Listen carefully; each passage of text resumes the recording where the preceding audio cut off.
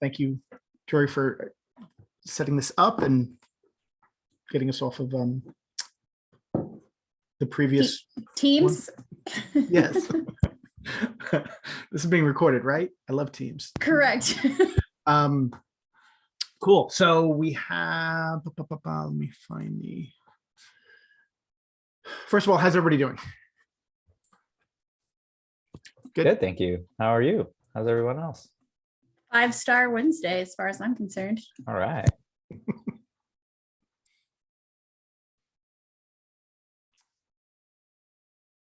Matt and Yehud are like, I can't top that. That's 5 stars. It's more like 4.5. All right.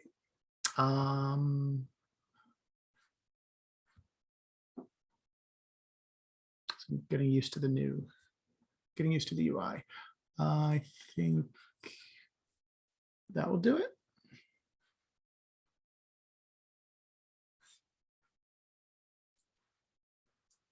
Cool. We'll give, we have a couple more folks in.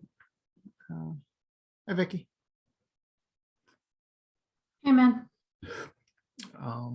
Hoping David Wheeler can join us.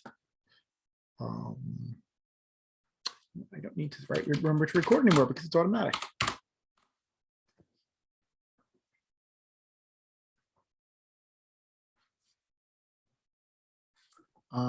Yep. So folks, if you want to just add yourself in.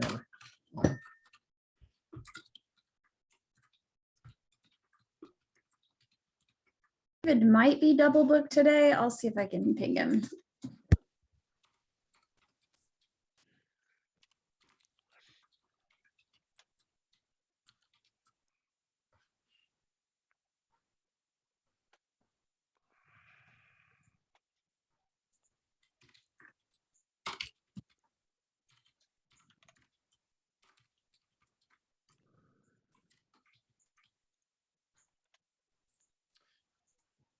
Hey, David. Hey there, how you doing? Good.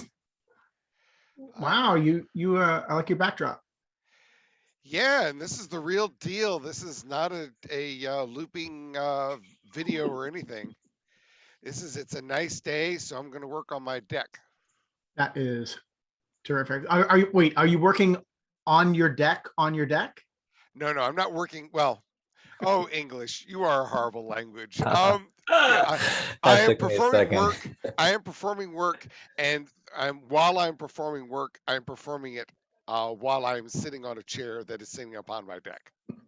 Have I been adequately clear? Awesome. No, I did that last week and I came inside and my MacBook was completely covered with pollen. It was all over in the keyboard. And I was like, I love the giant fir trees outside my house, except. I have taken my allergy pills and other things to attempt to deal with that. But if it's awful, I will rediscover the indoors. Very cool. So welcome everybody officially. Let's kind of get started. For the agenda, if anybody has things that they would like to talk about, please add them to the agenda. If you're not already on the attendance, please add yourself there. If there's anybody new that you'd like to introduce yourself, the floor is yours. Come off mute and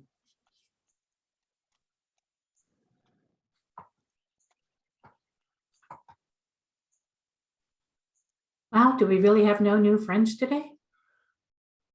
that's good. We've got everyone. Yes, but new people are nice.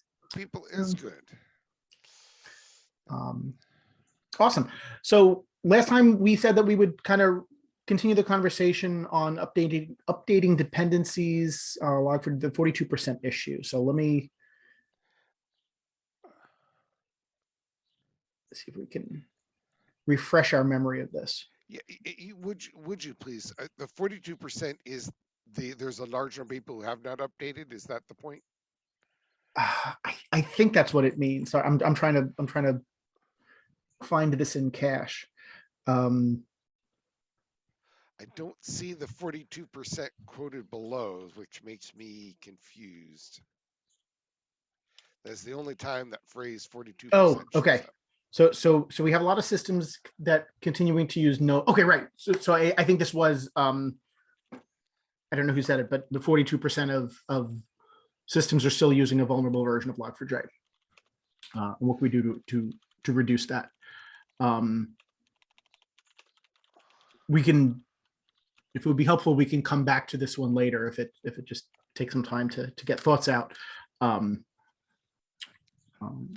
Well, we can come back to that, but I'd be happy to at least have a brief discussion now.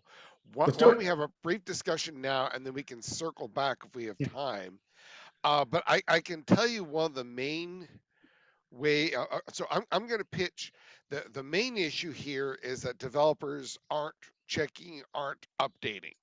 And Okay. I would argue that the reason they're not updating is because there is no pressure to update. Therefore, the proposed solution is to encourage SBOMs getting out to users who would then go double check this. And so basically the pitch is SBOMs by themselves, by the way, don't fix anything. They just tell you it's there.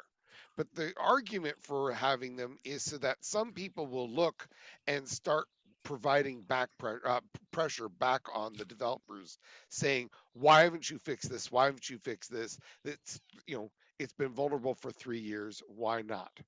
Now, there's an argument to be had that maybe none of the users will look at the SBOMs, or that their complaints will not fall on deaf ears. That may be true, but I think currently the hope is that if enough people complain, and in particular start looking and making decisions on, I'm going to use that one because they're up to date, I won't use this one because they aren't. Maybe that pressure won't work, but at least currently I think that is the, there's no one, it's not like the industry has a single brain. Different people are pitching different things. But I think right now, that is the primary pressure to deal with this, because the, hey, shouldn't you update, obviously isn't working. I think the other thing is making it easier to detect when dependencies are out of date within, and that things like dependabot and so on. And so I'm hoping that between the pressure of users complaining and the ease of noticing within the development organizations, that this will make the widespread use of vulnerable components go down. So there's the pitch. I actually believe it. With the acknowledgement that this is a proposed strategy. I think it makes sense. That does not mean it works in reality, but only reality tells you what reality will do. Does anyone think that this is crazy, a crazy strategy? And if so, what would their alternatives be? Howdy. So I don't disagree, which is good. I think we're all in agreement that SBOM's visibility is a good thing.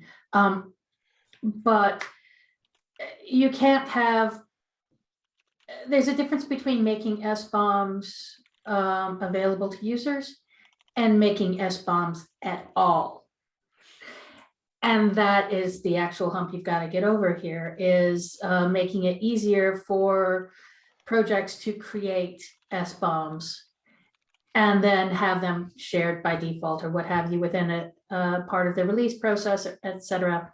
Because I, as a user, that's fine. I can look at an SBOM. We can even, because SBOMs are often, if you're using something like CycloneDX or SPDX in particular, these are machine readable and things that you can automate, right? You can have things that automatically look for an SBOM and then will, boom, notify you if things are out of date. The hard part is really getting the developers to do it, which means putting things in the hands of the developers to make it easy, right? Lower that barrier to entry so they will actually create the SBOMs in the first place.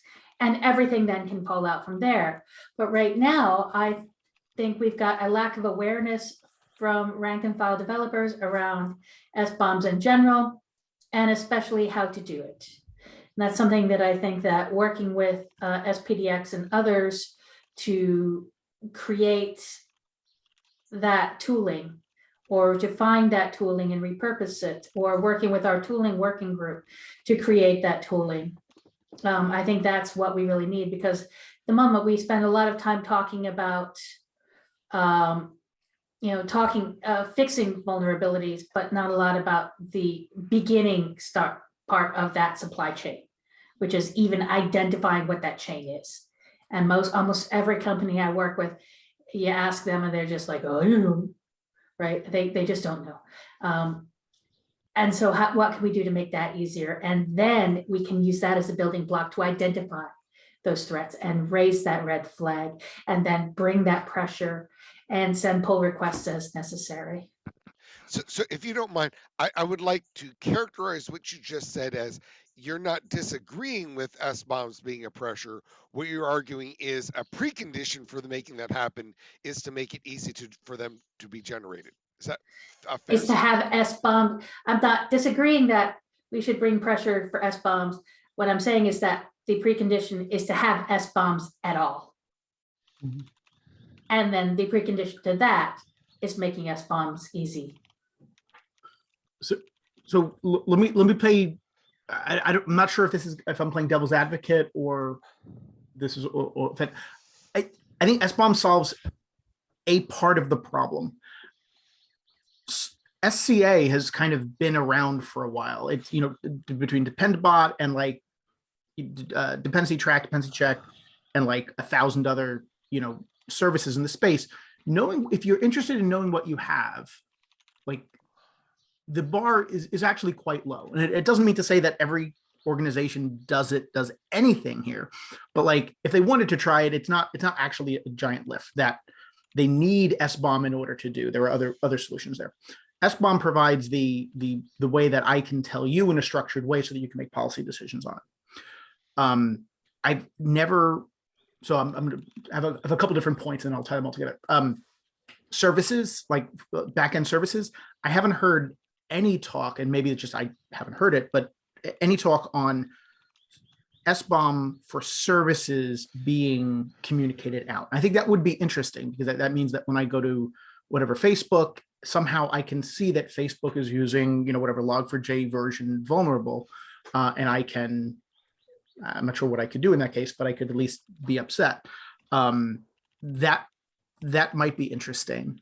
But I think the other, sorry, and that was point 2, and then point 3 is when you have deep dependency graphs, it's a, you know, if Log4j is the 5th level down, anybody using the final thing or at the 1st, 2nd, or 3rd level has no real ability to do anything. It's only that 4th level dependency can bring in a new version of Log4j, and then the 3rd level has to bring in you know, so I think there's a structural challenge in how complex dependency graphs get resolved, and whether or not you know, things like semantic versioning can be trusted enough to like force upgrade things like deep in the chain. Like I think there's some like research and like moving the needle there that would also complement things like having SBOM. So I do like SBOM, but I think that we're kind of SBOM will solve a small part of the challenge here, I think. At least that's my argument at the moment. Okay. So I think SBOM kind of represents a lot of what you said, I think, which is, do they want to look at these things? There are SCA tools, and that bar relatively is low. That's kind of the hearts and minds awareness of, yes, you do want to do this, but that's a 2-part hearts and minds, right? That's not only on the maintainer side. I think it also is, as David was pointing out, on the user side. And it's something I was speaking with a bunch of game developers about. You know, your game is built on these things. If you want to know whether your game is going to be vulnerable, go to the creators of the tools, ask them, Mhm. ask them to tell you what these things are. And the magic words to get their attention is going to be SBOM, because that is kind of the way to represent these, right? Yep. And so I think it's kind of a Yeah. two-phase thing. And I believe Matt's got his hand up, so I will defer. I mean, I agree with Vicky's point of view. I mean, for at least within my company, we view the SBOM as kind of like the master index of all the evidence of everything. That's what people are going to be asking for. It's your choice on granularity, what transit determinacy show. But you can also add things like service connectivity, like boundary level stuff. You can actually add tooling stuff, what was used to build it, what platform, what prerequisites. There's any number of things, but that's the master index. And it's just evidence. What you do with it is up to you. We're not saying that we're mandating you need to fix it because it's a fourth level down transitive dependency. We're not saying that. We're just saying it's there. And so people can make good decisions, like with Apache Kafka. The discussion in our company is, and with our customers is, maybe we'll give you a copy of Apache Kafka that removes log4j and replaces it with another library. Yep. But at least they saw it there. They can choose, we accept the fix that Apache Kafka put in, or the workaround they published, or we can choose to, fork and replace. They have that choice. At least they see it's there. Yep, makes sense. Bunch of other hands, so.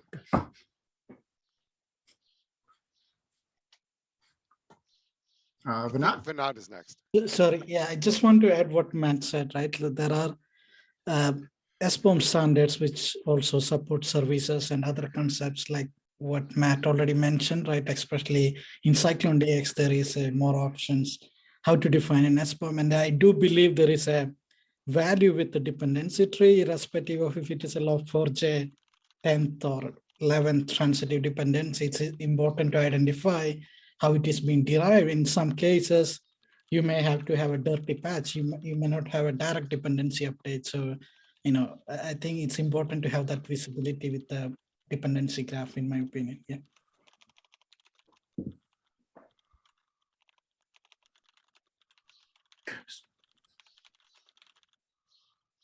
So Wheeler, I believe you're next. Vinod, if you want to put your hand down, unless you have more to say. Awesome, No, thank you. yeah, thanks. Okay, so a couple things. So I'm trying to type and talk at the same time. That's probably a fail. Okay, so Mike asked some interesting questions. First of all, what about backend services? I can say, first of all, I don't speak for the U.S. government. Okay, I've just been in some of their meetings and discussions. I can say with certainty that the U.S. government has specifically mooted this. I just copied and pasted their minimum elements for software bill of materials, where they specifically talk about, hey, for online services and so on, you just point to an SBOM that's stored online. So. The docs that I've seen from the U.S. government, they're currently intending to focus on code in-house that's used in-house first, but not because that's the end, but just that's where they're starting. And I think they very much intend to include back-end services. As far as forcing updates deep in the chain, I think there's an interesting question, which is this something that maybe we want to encourage package managers to force? So for example, yeah, A depends on B depends on C, and B says I need to use vulnerable version of C. But there's nothing that says that the package manager couldn't override that. You could say, I don't care if you declare version X, load version Y. And I don't know of any package manager that lets you do that today with a simple option. I mean, you could always edit the input files, right? But I don't see any reason why that wouldn't be possible. And maybe this is something worth discussing here briefly, and then forwarding on to what is almost certainly going to be a new working group for package managers. There's going to be a risk if you force that, but there's a risk if you don't force it. And maybe now is the time to add that capability to, well, no, I wouldn't, You always use the latest stable. Basically, should we enable overrides of versions I versions in package managers? having the package manager like actually go in and mess with the package like physically. No. I'm left. No, less no, than no, no, no. The Okay. package manager is the thing that actually loads the packages. It's Oh, gonna the client. use- So okay.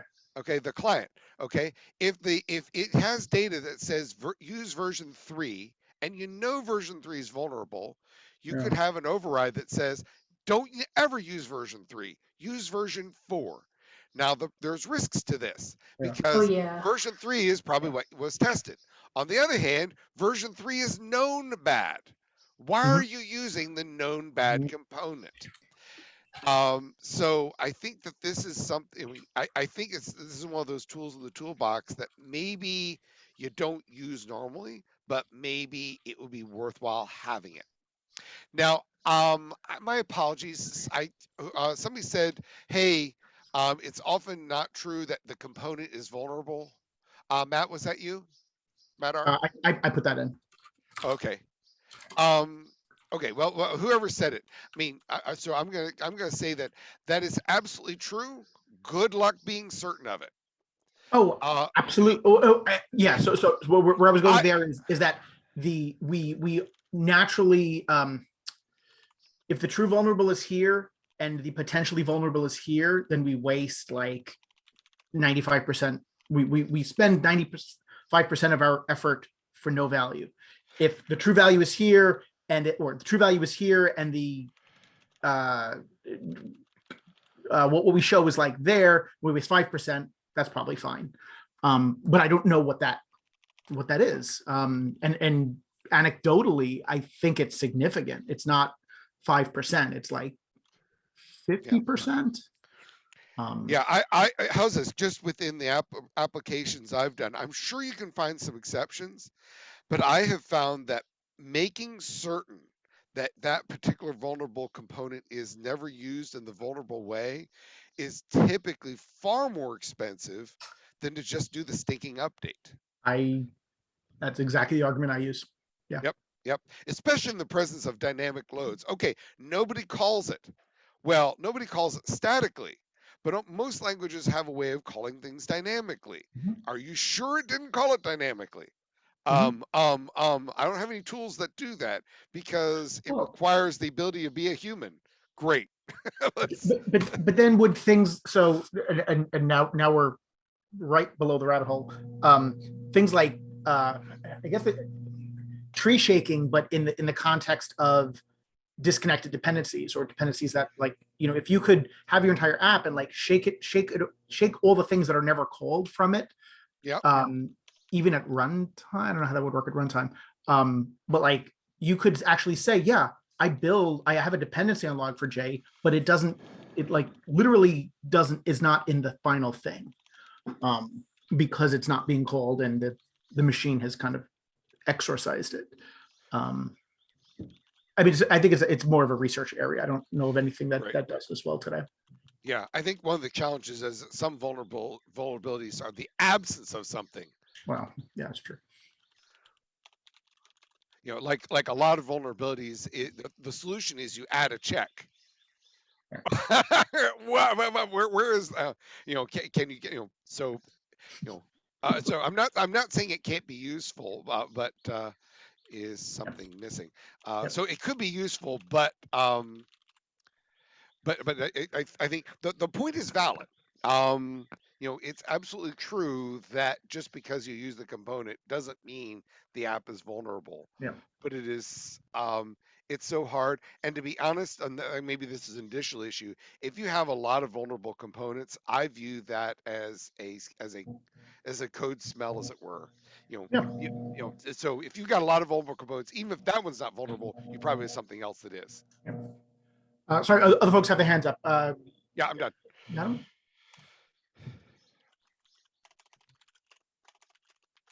Or Matt or Vinod? I think if you have your hand up and you like to talk, go ahead. I think Yodam was before I was. So okay. So just I kind of sorry about the background. By the way, I'm commuting, but just kind of tapping into what David said, I think we might want to even expand. There's always the tension between like stability and reliability, what makes people usually pin version, so that things won't break, and security, because if you pin a version and then it becomes vulnerable, you need to do something active in order to upgrade that version. So I think the case David made for doing something with the package manager, it can be even with less abrasive, like maybe even a warning message when you put in something like that. But I think we can even expand it. This is a topic that is particularly interesting for me. I'm actively doing research on it. And I think we can expand it for Docker Hub as well, because people are, if you have a CI pipeline that pulls a specific Docker image with a specific tag, and that Docker image is, let's say, vulnerable to Log4j, if you don't pull the latest version, then you keep pulling in vulnerable code into your environment. And there are a lot of containers on Docker Hub that are vulnerable. So I think that's also something that you might want to think about. Maybe deprecating vulnerable images after a certain amount of time, something like that. We're working with Docker Hub to kind of purge all of the obsolete images from 4 years ago that contain a lot of bad. Yeah, makes sense. There is a a package manager working group. It's not official. I think it's just some folks starting to talk right now. David, do you have any information about this? I'm sorry about that. This working group. There's like Absolutely. a package manager, yes, like birds of a feather working group. Yeah. Well, it's more than a birds of a feather. That is a working, and it is an OpenSSF working group proposal. Okay. The way that this works in OpenSSF is you have to meet 5 times and have more than one organization involved. They are meeting today, 6 p.m. Eastern. That will be meeting number 5 for them, which is the requirement. So I'm expecting by the end of today, they're going to send a request up to the TAC to become a formal OpenSSF working group. I can't speak for the TAC, but I'll eat my hat if they don't say, yeah, absolutely. Oh, yes, absolutely. So, okay, so I mean, I think everyone, I think there are a lot of people are very excited about it. So technically they're not an OpenSSF working group, but I think that's going to soon be a not true statement.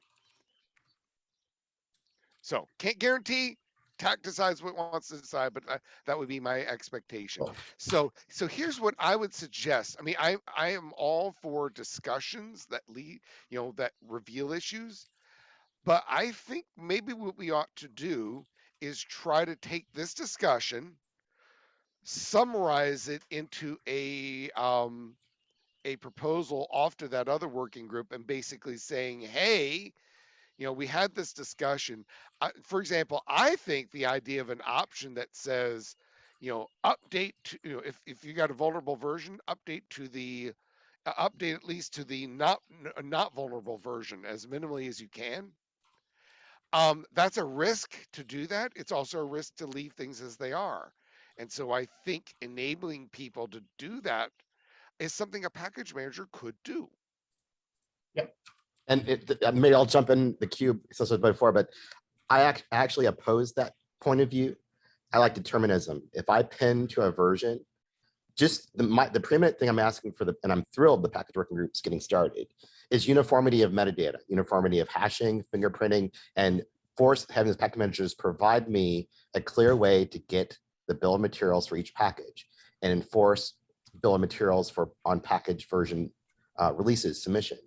So then everything works out transitively. At least I just want the evidence to make my determination if I switch based upon the vulnerability or not. Don't make that decision for me. Don't automatically switch me. That causes side effects. I don't want to be, if I'm using Log4j, whatever, maybe I've already looked at the vulnerability and decided I fixed my configuration file. Don't automatically force me to a newer version. Don't do that. That's not expected. Well, you know, I actually am big on the reproducibility. I think there's a way to do both, i.e., for example, maybe a fair concern.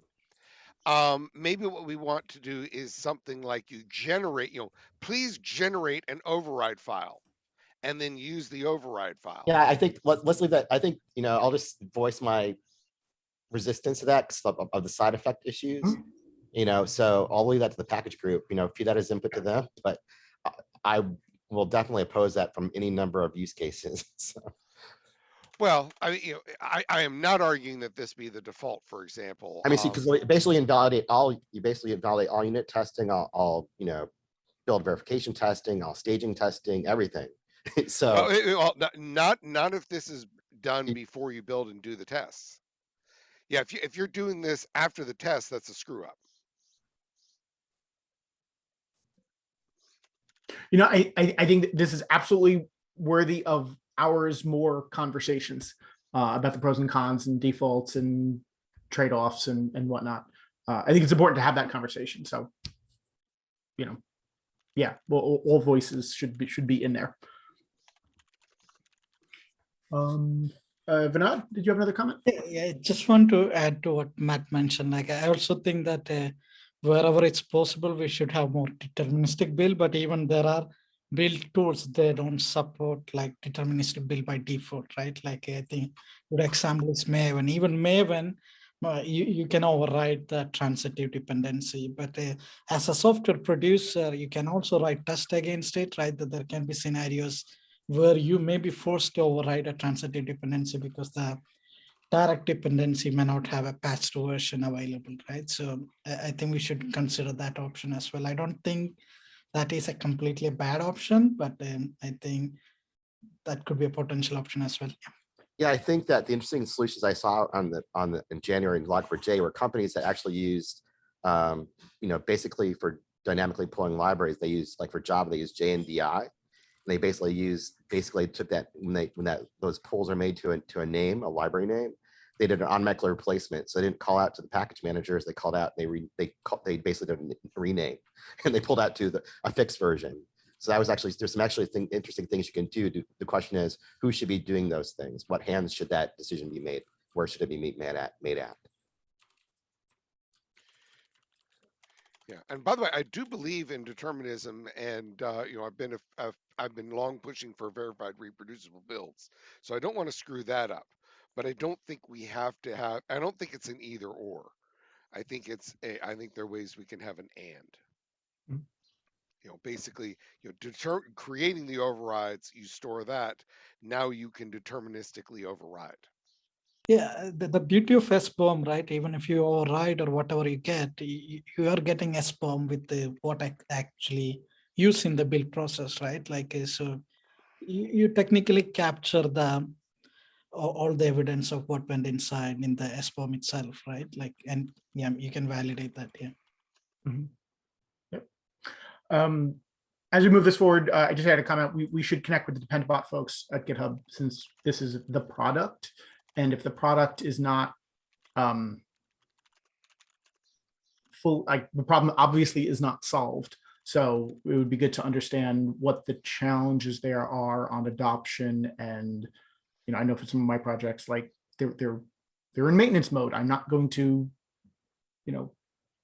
accept Dependabot pull request. Maybe I should just turn it off. But for other cases, if there's a reason, if there are technical challenges or just whatever, you kind of learn from that experience. I'm not sure, Michael, if you noticed the recent tweets from Jim Manico, like there was a discussion about Dependabot, especially in a Maven ecosystem, how it is identifying transitive dependency, right? So there is my understanding that there is a compromise there on how in-depth Dependabot goes with the transitive dependency. And yeah.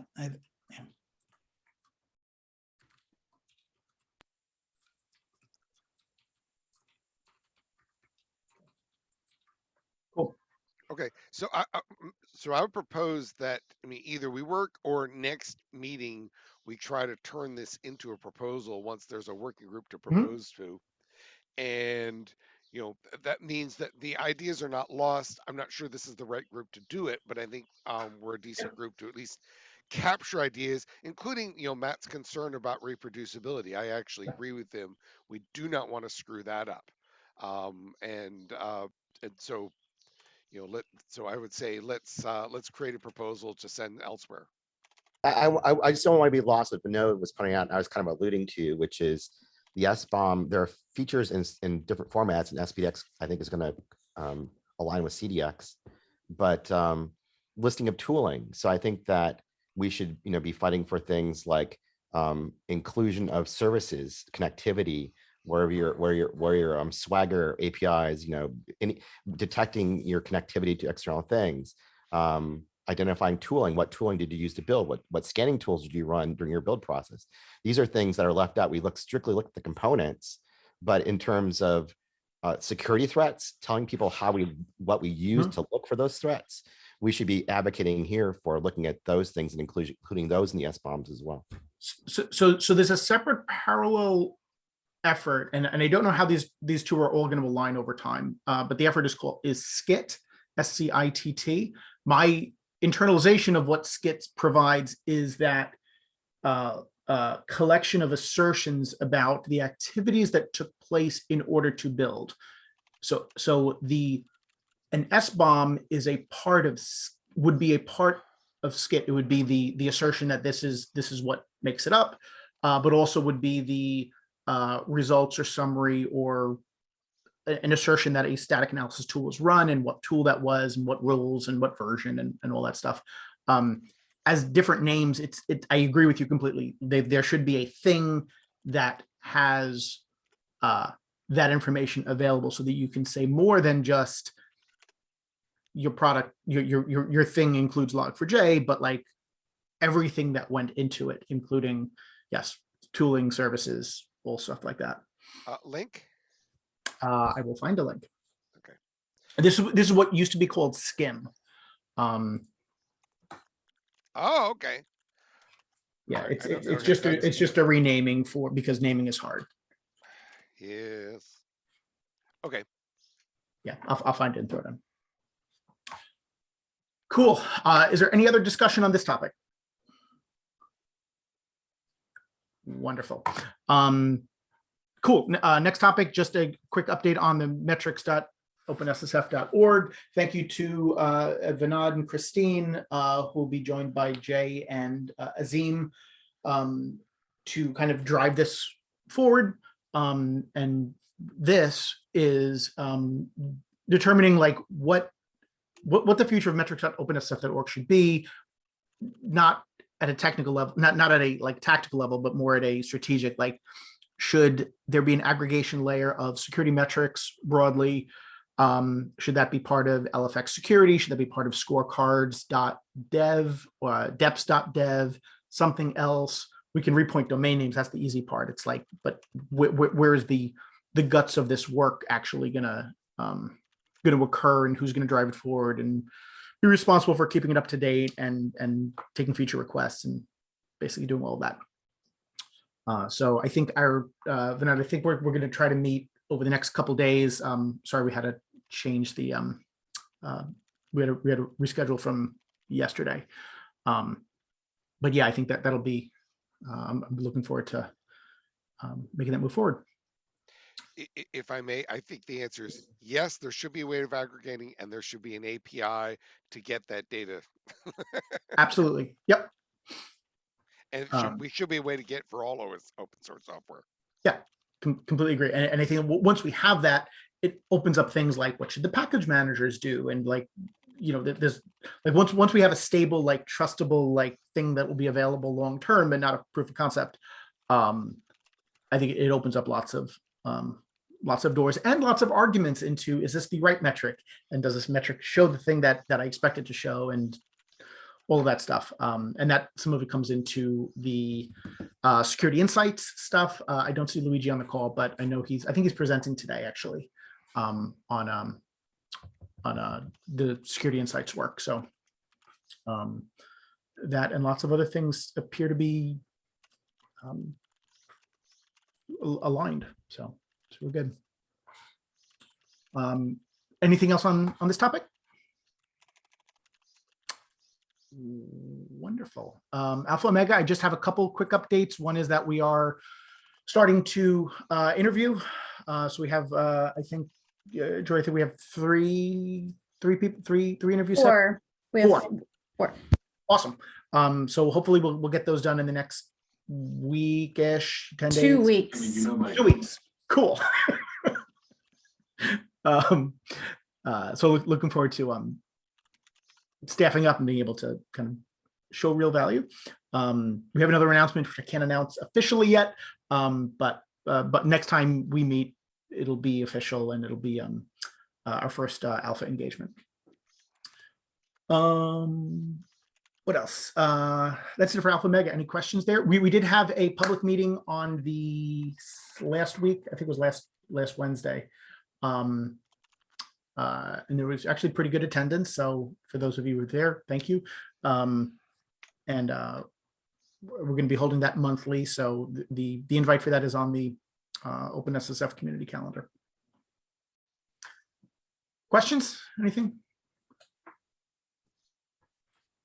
Cool. Charter update. I don't know what this is. I added that. That's my fault. No, it's all good. Is this This is me just pointing out that we've done a little bit of a charter audit of all of the working groups. A lot of the working groups have incomplete charters, and identifying security threats is one such working group with an incomplete charter. So I just wondered if y'all would, if one or two of you would be so kind as to make a pull request and update your charter with scope and with other sort of information in there. That would be dope. Yep. Okay. By the way, quick addition here. One challenge with the existing charter text is the template is that talks about TSCs. No working group has a TSC. So Ava, who's on the TAC, said, "Hey, and I'm gonna say that this is a TAC member saying what Ava really wants is the scope and the leads. So at the very least, make it clear what's the scope of the working group, who is currently leading it." Hi, Mike. And I think other things in that charter need to be worked, but I think that's the key that the TAC needs right now. Exactly. We think that charter was sort of fine a year and a half ago, but we'll likely get a revamp by the TAC, and at that point we'll make those updates for everyone. But yeah, exactly. If you could focus on the scope and the purpose and the mission and that sort of thing, that would be great. So I will get that out. I will get a pull request out, and I will send the pull request to the Slack channel in case anybody wants to review and comment and whatnot. Cool. Next thing, OpenSSF Day. So this is happening on June 20th in Austin, Texas. So there's a link to the some information about it. I think we're coming up with the agenda. And schedule and all of that. This is the day before Supply Chain Security Con starts. So if you're going to be there for that, come to OpenSSF Day 2. We'll bring you stickers and other things probably. Ooh, stickers. I'm planning to attend and talk about Alpha Omega. But I think there's, if you have thoughts, certainly now's a good time to chat. And if not, we can talk about lots of other things. So that day is the 20th, and it's the day before Supply Chain Security Con. Yes. Okay, good. Jacques was asking about that in the channel, so I'll just let him know on Slack. And I believe the plan is to also support virtual. I I don't know more details, but I'm sure Jory knows all details. Here, let me set you up, Jory. So the one thing I don't have details on, I was just saying actually to someone earlier, frustratingly light on details with regard to how that virtual experience is going to go. I really do hope to have more info for you, but this was a little bit of we got caught on our heels. So anyway. Yeah, I don't think what's being captured here isn't right. The intent is to have it virtual for, virtual and in person. Period. It's not a split like that. It's just virtual and in person. Details TBD. Perfect. Thank you. Yeah. So if anyone will know when somebody knows, it'll be Jory. But if Jory doesn't know, I think we don't know many things yet. But things are getting worked. Terrific. Is there anything else that anyone would like to talk about? Any updates? Anything? I just want to give an update on the deps.dev. It seems like Go packages start to use deps.dev links in the package page itself. So, they start to hyperlink the, technically if you will go to package, what was the Go package URL? Yeah, package.go.dev and search for a package, and you can find on the right-hand side the deps.dev link.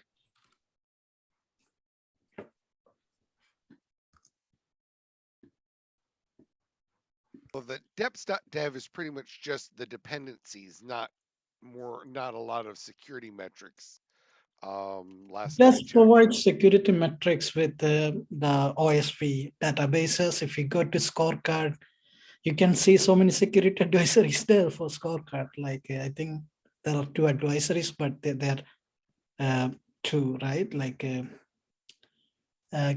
can you, let me Scorecard link, I will send it. Can you click the, who's sharing the screen? Yep, I will, let me try. GoNum as an example here. Yeah, so it is. This is like meta. This is like the the deps.dev link of the Scorecard project. So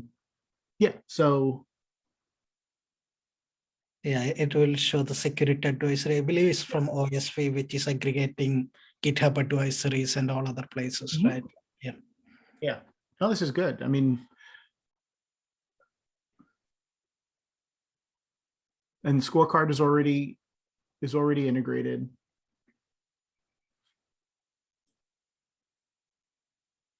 Yeah, so I shared the previous link for this package in the package.go.dev. So if you click that link, you can find this link from the right-hand side links, open source insights. So it'll be interesting, like if deps.dev, is the implementation of this disaggregation going forward, having one place, imagine, PyPy and NPM and everybody else linking to this open source, similar link for open source insights. Here. Yeah, even they can add the same badge in the source code repositories as well for the insights. It would be great. Yep. I think it's good. Everybody check that links and understand what it is out there. Yeah. Nice. Yeah, I've managed the OpenSSF best practices badge, and it wouldn't be nice to link to something that provided some more data. I mean, linking to deps.dev or security scorecards is not a crazy thing to start with, and if later on LFX is another way, then that's great too. I don't see any trauma in having multiple links. Maybe there's a negative to it, but basically, if you're from the best practices badge, being able to click and see some of the other metrics for a given package might be helpful. So you think, I mean, I guess it would make sense to have it the link be both ways. So deps.dev linking to badge. Well, they already listed the scorecards to some extent, but Yeah. Yeah, Okay. they also dev support other links as well. Like it also contains the source code repository link, right? Like if you go there on the right side, there is a links box and you can see all the related links to that Right. project. Yeah. Yeah, no, I think that is good. Yeah, I like that.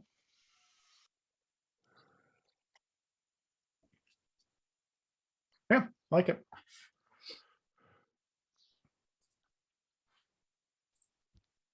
yeah, can you slip in the example, the link to the example of this? In fact, I can just do that, I I guess. think I already pasted in the chat. Yeah, the I got it. list out.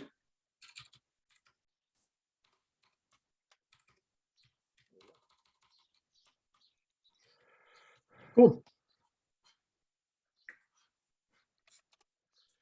Anything else? I just have a just generic question. Not sure if it's related to our work group, but I think when you mentioned about Facebook, when we talked about this, improving, finding those patches, how we can improve it. As end user, not mostly, not to developers, as general consumers, someone just has no skills for technologies whatsoever. If someone wants to know a website, a bank website, public website services are secure enough, how can one find out? It's a hard problem. I mean, I think people have wrestled with like the web seal of happiness from like years ago, and it's like consumer ratings and like Mudge was talking about like the UL like certification sort of thing for different packages. It's Well, yeah. So let's say it was hitting me when this Log4j issue was happening in December, and it was all over the news. And and someone who works in a technology company, even though she was not a developer, she was hearing it and was asking, "Is it something I have to worry about?" Right? And it's hard, for developers, they may know, right? And we are trying to implement these tools and encouragements and processes, but as a general end users, Yep. How do they know, right? How do they kind of understand if that impacts their daily life, right? To be honest, I don't think we have an answer for the general user today, for a large variety of reasons. And it's not like nobody has tried. For many, many years, people worked on something called the common criteria. Some of you may be familiar with that. I mean, hundreds of millions of dollars easily have been spent on the common criteria, which technically still exists today. I mean, there are orgs who work this. It's not dead, at least from a technical, but it's not something you're going to immediately reach for in most circumstances. It turns out to be really, really hard to do this. Yeah, I understand. Sorry. No, it's okay. It's a valid concern, and I think what we've been focusing on, can we provide enough information to at least the next step of people who make decisions of incorporating it in, because it's hard enough to get information for technical experts, never mind general public. So the reason I was asking is to, I was wondering if that can be a nudge to encourage whoever develops, right? Kind of people, if the general public recognize this, let's say one company's website is using vulnerable packages, right? They may be able to encourage to act faster, right? Right. That is the theory behind the SBOM work. Right. I think today they're focusing on the software that's directly delivered because that's hard. Well, as you say, U.S. government, at least I don't know about other governments. But I think once that starts happening, that will make it much easier to say, hey, services, do the same thing. And that will not solve all problems, of course, but at least it will reduce the use of the known dependencies, known vulnerable dependencies, which I think will help. Yeah. Just want to add that there are vendors like cloud SaaS vendors who publish SBOMs, right? Like, so they are not afraid of their transitive dependencies and everything. So I just, Jupyter one is a good example. So you can go to their website and type SBOM / it will give you their SBOM. That's pretty cool. I wonder if it's inevitable that the kind of GDPR cookie banner approach will just naturally extend to, you have to provide notice of all your vulnerable dependencies and let the consumer choose, in which case any sane organization is going to make sure that list is empty, especially if it has to be prominent. I mean, it seems like a sledgehammer approach, but it worked, right? GDPR worked. Well, yeah, kind of. Thank you. Thanks for answering my that question. I just want to add, I don't think all the vendors are brave enough to do this, right? Like, I know. Yeah, but I think the ones who are confident with their quality and security maturity, they will do it, right? Like, I think it's a positive advantage for them. Like, they can tell their customer we are making it public. Even there are vendors who are saying that we won't even give you, even if you ask with private, right? Like, so there is always a competitive advantage for publishing SBOMs. Yeah. Yep. Thank you. Awesome. We are about out of time. If there's nothing else, I want to thank everybody for their time and attention and participation and all that. And we'll see you again in 2 weeks. Thank you. Bye, everybody. Bye. Thank you. Bye.